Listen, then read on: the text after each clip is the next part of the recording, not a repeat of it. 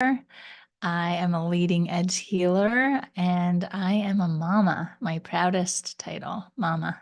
My newest book, which is really exciting because it's a collaboration between 12 authors, me being one of them. And it's just an amazing book, like that is filled with stories of triumph and transformation. And it's one of those, like, you can't put it down. And it's not overwhelming in that each person's story is a chapter. So some are short, some are more lengthy, and they all pull you in. And I'm super, super proud of it. It's called A Bigger Mission, and it was a bestseller on Amazon in a couple of different categories. So we feel pretty excited about that. Perfect. So take me through this writing process. And I would love to get an insight because I always thought about writing a book myself. And then I felt a little arrogant in a way. I'm like, am I really going to tell my own No. story and expect other people to read it? But then I spoke to a few authors and they said, no, look at it as you're leaving your legacy out there in hopes of inspiring and encouraging others. So take us through why you started the book and the writing process of it. Well, I love that you just said that because that's exactly how this book came to be. I was in an education program with the other authors. And as we're sharing things about ourselves, one of the things that I shared was that I was an author. And then most people say, oh, well, I have always wanted to write a book, which is amazing because so many people have wonderful, inspiring stories and they need to be shared. And that's how this came to be, where I just said, well, I've heard it from enough people that everybody's interested in writing their own book. Why don't I take you through the process? Because it only took me 15 years to learn it and to actually finally get it done. And it doesn't have to take you that long. So if we go through it together, then you'll learn what you need to learn and you'll gain the confidence to be able to say, I am an author, I am a published author, so that when you go on to write your own work, it's already done and you have that identity installed within you. So the process is actually pretty simple. Now we're so lucky in this age of technology to have all of the tools and resources available to us to make these dreams come true, to get yourself to be a published author. And there are so many awesome people out there that have great programs that will be able to lead you through the process and get you the results you're looking for, which is also really, really great. Now you don't have to buy like 10,000 copies of your book, you can print on demand, which is great, which is why I like using Amazon, and there are many other platforms as well. It was just a great place to start. So if you want to write a book, you just start like with anything else. You just sit down and you just vomit all over the page, whether it's your screen or pen to paper, whatever that is. And you can use, again, in this age of technology, so many different tools. You can speak it out and a program can type it out for you. You can type it out. You can write it out. You can sit with somebody and talk it out in terms of having somebody interview you. That's how I first started 15 years ago. I had actually hired 3 different people to ask me different questions because I knew I had all the information in my head. I just didn't know how to get it out.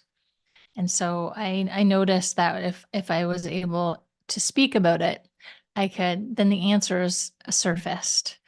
So those are different things that I did that I would highly recommend that other people can do.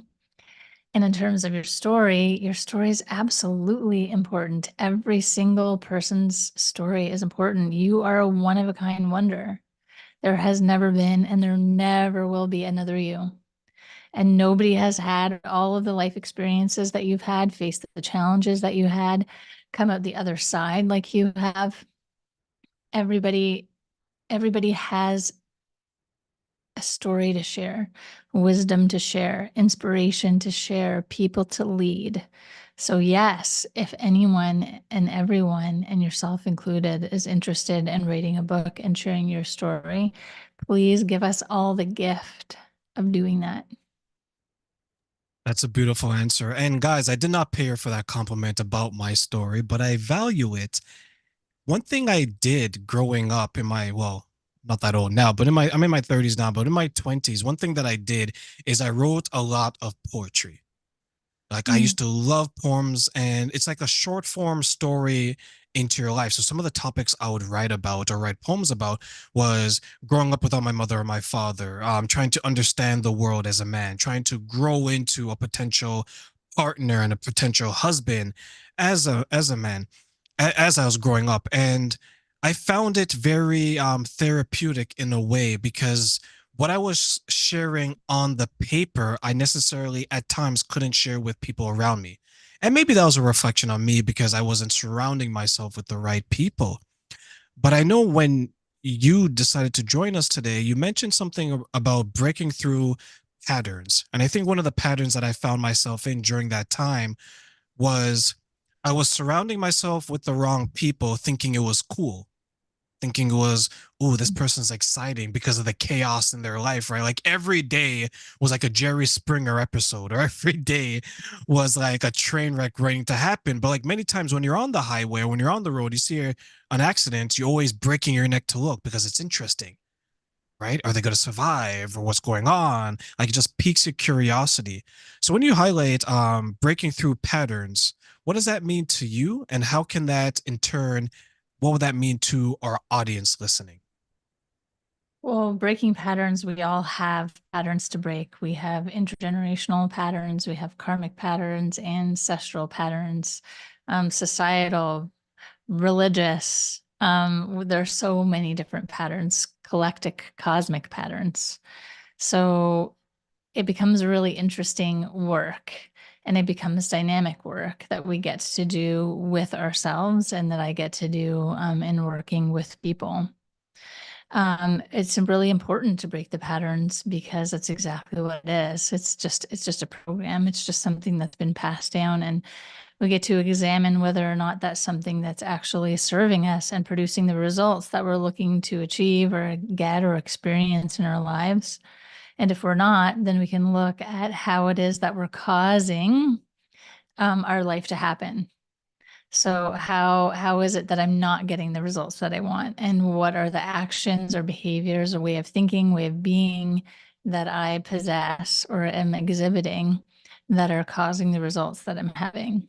And then it's so great that we can examine those things and then delete, release, whatever word is that you want to use, transform um, those patterns and then install new ones. So would one pattern, since you mentioned like generational and religion, because I think those are probably two that are very dear to a lot of Yeah. people's hearts, right? Yeah. You always hear often generational trauma, Yeah. right? The grandfather who was an alcoholic, and then the father becomes one, and then the children of present day become one as well. Or if you hear about the mother who was very emotionally controlling, and then the daughter grows up to be as such as Yeah. well. What are some of the steps that we can at least identify that we are in a pattern ourselves from our parents, because there's probably times where people don't see it because it's hard to see the trees from the forest sometimes, right? Yeah, exactly. And that's the first step. The first step is learning how to identify that. And you learn to do that by noticing. I always call it notice and name. So you notice what you notice. Okay, how am I reacting? How am I behaving? Like, say you become a parent, and before you had kids, you were like really easygoing, really patient, like you're positive and kind all of the time. People would describe you as like just a wonderful, positive person.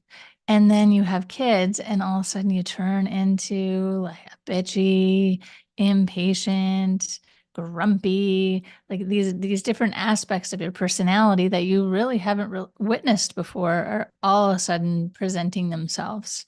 So that's the trigger. So the trigger is becoming apparent. And that's what we need in order for us to get to see patterns is we need something to trigger. And the cool thing is it's being triggered and it's being noticed for a reason is so that we can release it. So we don't want to keep patterns, but they keep sticking and staying with us because we don't notice them and then do the work that needs to be done to release ourselves of them.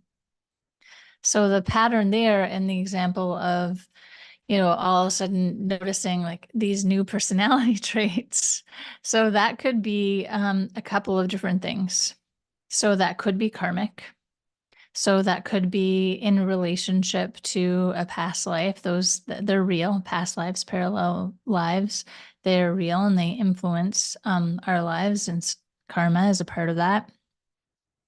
It could be familial. It could be a part of your lineage.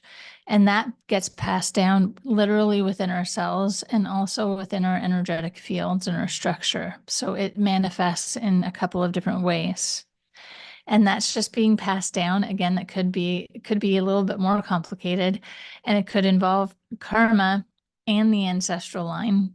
So we picked that specific family because of our karma, and we that specific trait exists within the lineage, within the DNA, within the energetic structure and field of that family.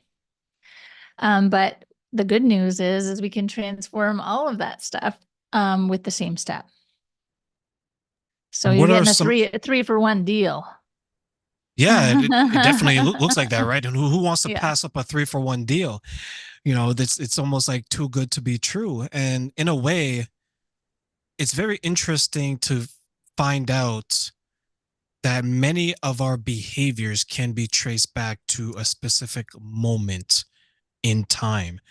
And I know for a lot of people, it's probably scary to think that, well, you're going to have to, in some situations, you have to wait for a trigger to understand what it truly means. But I Yes. think we misunderstand the word trigger. So I'll give you an example. So sometimes we look at trigger as um, the person walking down the street is scared because a few years before I was mugged, and the exterior of this person reminds me of that situation, right? Versus a trigger could be that this behavior that this person who I love dearly is making me feel a certain type of way. Why is that? Let me understand that, Yeah. right? Let me dig a little bit deeper. Is it, as you mentioned, is it something that maybe is from my past life, or it's passed down? Or is it from a memory that I kind of blocked from my childhood experience that maybe is bubbling up to the surface and I don't necessarily know what it means? Is it more of that All of situation that you're those are talking about? correct. Yeah. That's also right. And interesting that you said mugged because that's the story. And that's my chapter in the book is the story of the time that I got mugged. And that's exactly it. Yeah. I would get triggered. Just the feeling of walking down the street and having somebody come up behind me, just walking past me, the feeling of that was really triggering for me as my body, my energetic field registered their presence before I consciously could register the presence. And that was a trigger for me. So how we notice triggers is exactly that, feelings. So this is a great thing. We get to start being more familiar with our actual body and our system because most of us are checked out. We're like, I don't know how this thing works.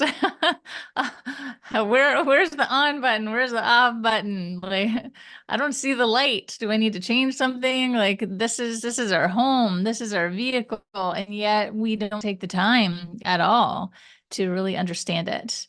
And I know Abraham Hicks talks a lot about your emotions being your guidance system. And that's exactly what it is. Your emotions are just here to tell you, to give you a clue, to give you a sign, to say, ding, ding, ding. Here is the stimulus. Here's your opportunity to start examining something. Oh, I feel this. I feel tense.